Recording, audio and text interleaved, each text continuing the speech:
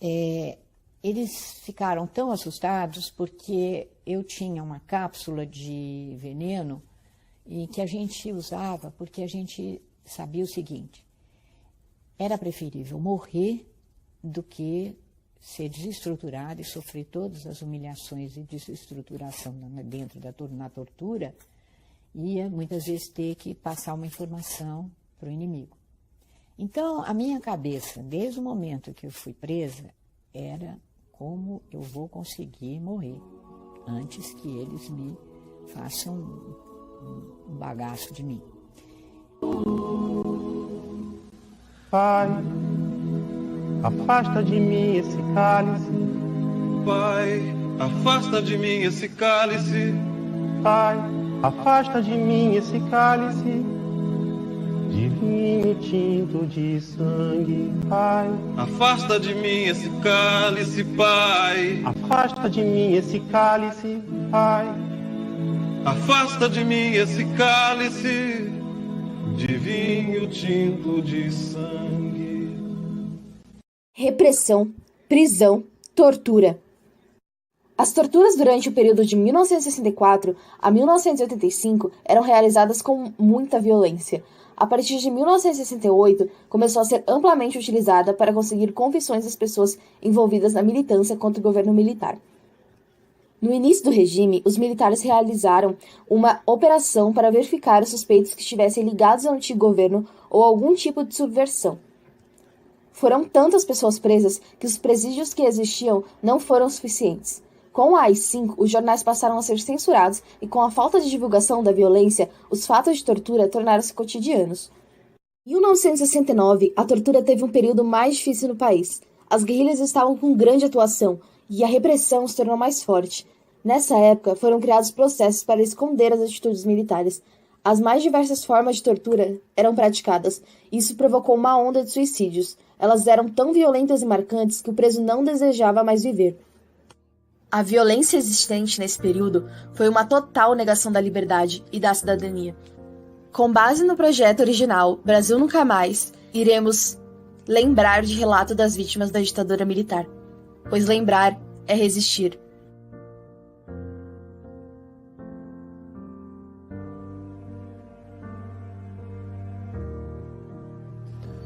Muitos deles vinham assistir para aprender a torturar. E lá estava eu, uma mulher franzina, no meio daqueles homens alucinados, que quase babavam. Hoje, eu ainda vejo a cara dessas pessoas. São lembranças muito fortes. Eu vejo a cara do estuprador. Era uma cara redonda. Era um homem gordo, que me dava choques na vagina, e dizia: "Você vai parir de eletricidade." Depois disso, me estuprou ali mesmo. Levei muitos murros, pontapés, passei por um corredor polonês, fiquei um tempão amarrada num banco, com a cabeça solta e levando choques nos dedos dos pés e das mãos.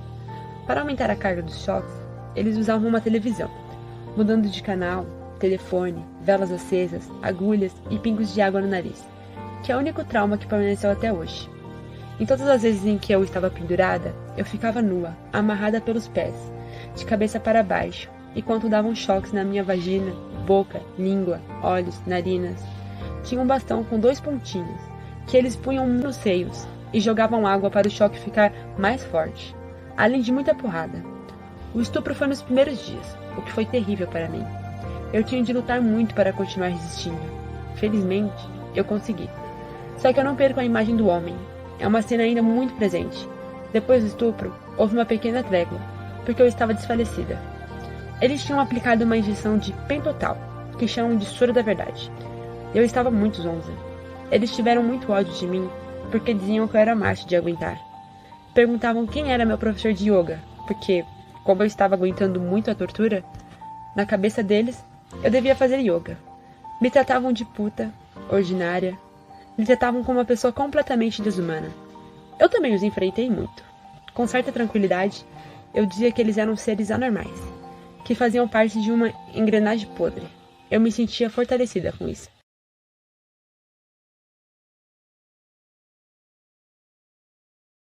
Dia 13, terceiro de minha prisão, entrou em serviço a equipe de um certo capitão Benon Albernaz, designada na OAB como a turma da pesada.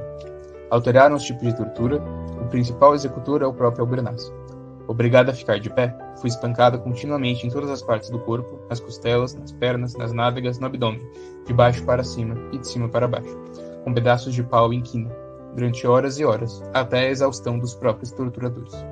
Depois, sentavam-me e tornavam-me a bater com os mesmos sarrafos, nas palmas e nas costas das mãos, nos dedos e nas unhas, das mãos e dos pés, nos tornozelos e nos tendões de Aquiles, na parte lombar e nos braços. Assim, passou-se a tarde e passou-se a noite, continuando até quase as 8 horas do dia 14, quando outra equipe de torturadores cedeu a anterior. Esses torturadores continuaram até o 5º dia, com pequenas variações conforme o sadismo ou os métodos mais requintados de tortura. Foi quando, no início da madrugada, tive a primeira crise cardíaca.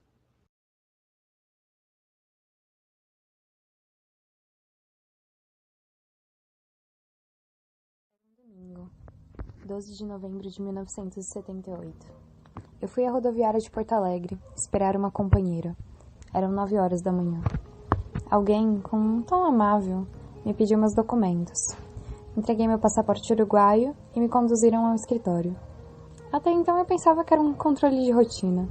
Fazia pouco tempo que eu tinha chegado no Brasil com os meus filhos e, apesar de saber das novas detenções que estavam acontecendo em Buenos Aires e Montevidéu, eu achei que eu não devia me preocupar.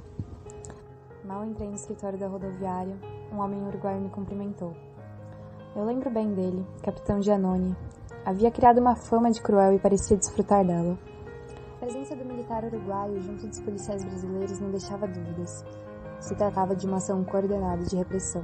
Em pouco tempo, encontrei-me nua na delegacia de Porto Alegre, com cabos elétricos nos ouvidos e nas mãos. As descargas e a água. As descargas e a água. As descargas e a água. Pensando no perigo que os meus filhos corriam e nos filhos desaparecidos de Sara, de Maria Emília. O medo você sente nos intervalos, quando os choques elétricos cessam. Quando eles os aplicam, você sente dor. O verdadeiro medo é o que se sente quando essa sessão de tortura termina e você sabe que vai começar a outra. Ou quando não começa nada, mas você está lá esperando, paralisada por essa sensação. Talvez a mais terrível que se pode sentir. Nesse momento, o que mais dói é a humilhação de estar lá, uivando, com o corpo empapado de merda e pulando sem poder controlar, pulando sem que a sua vontade possa impedi-lo. O objetivo da tortura é esse mesmo, vilipendiar você como pessoa, que seu corpo e sua vontade percam o controle, e você sinta um montão de carne, ossos, merda, dor e medo. Eu não tive nenhuma informação sobre o destino dos meus filhos até o final daquele ano, quando eu finalmente consegui obter notícias por meio de um soldado que teve piedade de mim. Eu não tenho a menor dúvida de que a impunidade de graves violações de direitos humanos cometidas em qualquer tempo por agentes do Estado inspira e dá confiança a quem viola direitos humanos na atualidade. A gente vê isso muito claramente. Você vê um policial militar que se sente absolutamente confortável de violar direitos humanos, de torturar, porque ele tem a confiança que o Estado lhe dá de que irá protegê-lo, de que irá lutar pela sua impunidade. A divulgação desses relatos de tortura, através da publicação do livro Brasil Nunca Mais, a repressão silenciou-se. E esse era um dos objetivos principais do projeto. Como utilizaram os documentos oficiais produzidos pelas próprias autoridades no Superior Tribunal Militar, não tinha como se contestar, pois aqueles inquéritos são as provas de como foi esse período. E assim, para a população, a história deixou de ser contada por quem vencia. Porém, mesmo com o processo de transição para a democracia, ficaram restícios significativos dessa época, principalmente na área da segurança pública, nos atos de violência praticados pelos agentes do Estado, a polícia. A tortura, mortes, desaparecimentos e as graves violações de direitos humanos continuam acontecendo no dia a dia, principalmente em periferias, e a maioria da população se cala. E quando falam, até concordam com esse proceder, estimulando a violência através dos clamores por segurança. Podemos dizer que estamos longe de poder afirmar nunca mais, assim como o nome do projeto. Pois o Brasil é um dos casos raros de países que se tornou mais violento após a transição do que durante o próprio período autoritário. O vínculo entre impunidade, falta de reformular as instituições do passado, com a violência atual, é muito presente. Enquanto não houver uma reforma séria no aparato de segurança pública, vamos estar fadados à continuação da violação dos direitos humanos. Militares, empresários e políticos. O período ditatorial foi uma aliança entre essa tríplice. Eles vieram, abre aspas, salvar a pátria, fecha aspas, mas apenas eles e os menos informados não ficaram com medo. A ditadura, em todos os seus aspectos, deixou marcas profundas e insuperáveis na história de pessoas, famílias e do próprio Brasil. Não podemos esquecer esse episódio, nem mesmo repeti-lo novamente.